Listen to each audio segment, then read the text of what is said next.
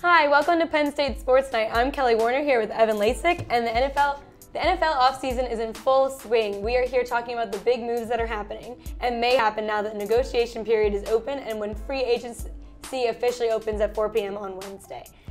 So, Evan, to start off, tell me who's already signed. All right, so we're going to start off with Malik Jackson, a defensive tackle who was let go of Jacksonville this past week.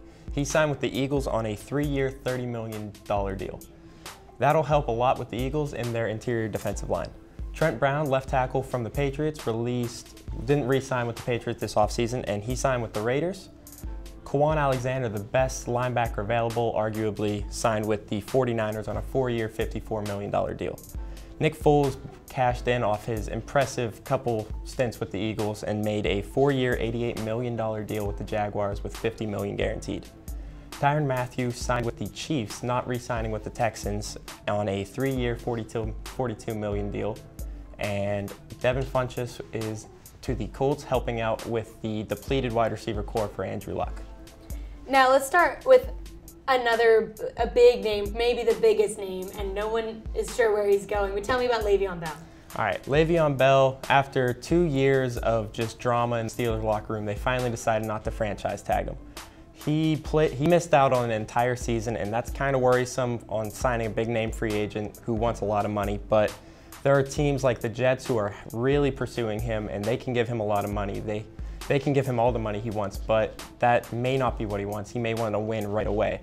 And the Eagles, who are supposedly interested in him, are also suitors, but they can't give him as much money. They can only guarantee him more wins than, say, the Jets. The Raiders are also likely because Antonio Brown recently went there, and he may want to team up with his old teammate there and make a superpower. But my dark horse for signing Le'Veon Bell would be the Colts. They have the most cap space, can give him wins, and give him the money he wants. All right, and let's go on to other running backs around the league. Tell me what changes have been made. All right, so Tevin Coleman didn't re-sign with the Falcons, and that's good because he was the secondary back, and for his skill set, he should be a starter. The Eagles are, I think, the most likely to sign him if they don't get Bell because he's the pass-catching back, and he can be an every down back for them. And he's fine with working in a committee like how the Eagles run. Now, Mark Ingram, a veteran back from the Saints, if he doesn't re-sign with New Orleans, then I think he goes to Tampa Bay, who's in desperate need of a runner. And he could play the Saints twice a year, but I don't think they ended on bad terms, so that may not be an important thing for him. The other position everyone's talking about is the wide receiver, so tell me what's happening there. So recently the Steelers traded Antonio Brown, and that left them a gaping hole at the number 2 receiver behind Juju. So Golden Tate apparently has mutual interest in signing with the Steelers and being that number 2 guy, and that would help out Big Ben very much. Now, Adam Humphries just signed with the Titans, and that was good for him because the Titans are in desperate need of a receiver, and he automatically just improves their depth chart. Tyrell Williams is the best remaining receiver, in my opinion, because just of his skill set and his age, he's the best remaining receiver you can get. So look for him to go to probably the Bills, who need to do what the Eagles did for Carson Wentz and just get more targets around Josh Allen. Now, going off of offense, let's talk about defensive players. What's going on there? So we'll start with the linebackers, and there are a lot of great linebackers out there right now, and if a team needs a linebacker, this would be the offseason to do it. CJ Mosley, the ex-Raven, is apparently very highly coveted by the Eagles, and there's mutual interest in that team. And then Anthony Barr, Kwon Alexander, who was just signed, of course, and Justin Houston are sure to get a lot of attention from teams who are in desperate need of linebacker help. All right, and tell me about safeties. So there were a lot of safeties, but then Landon Collins signed with the Redskins on a record-breaking deal, and Earl Thomas is probably the best remaining safety. He's 29 still, and he's the last member of Legion of Boom.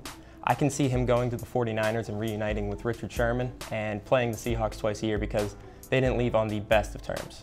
Now, Adrian Amos, Clinton Dix, they are still great safeties. They're gonna make a team happy. They're gonna fill in for them when they need. They're not great, but they can take a spot. So let's talk about Now the D-line, you know how important they are, so who's going to get a new one? Well, Trey Flowers was the best D lineman. He was just signed by the Lions on a big deal, playing for his old defensive coordinator, Matt Patricia. Now, there are still players like Ezekiel Ansah, Ndamukong Suh, and Sheldon Richardson who can add veteran depth to teams needy like the Bengals or the Seahawks. I would look for the Bengals and Seahawks to go heavy on defense because they want to compete right away, and they're in difficult divisions, so they need defense to play against them. All right, well, I'm excited to see what happens the rest of the offseason. That's all for Penn State Sports Night. Thanks for watching. Thank you for watching our latest edition of Penn State Sports Night. If you're a fan of our content, please be sure to subscribe to our YouTube channel for more clips. Also follow us on Twitter at PSSNTV and on Instagram at PSU Sports Night to keep up with the action. For all my colleagues, we are Penn State Sports Night.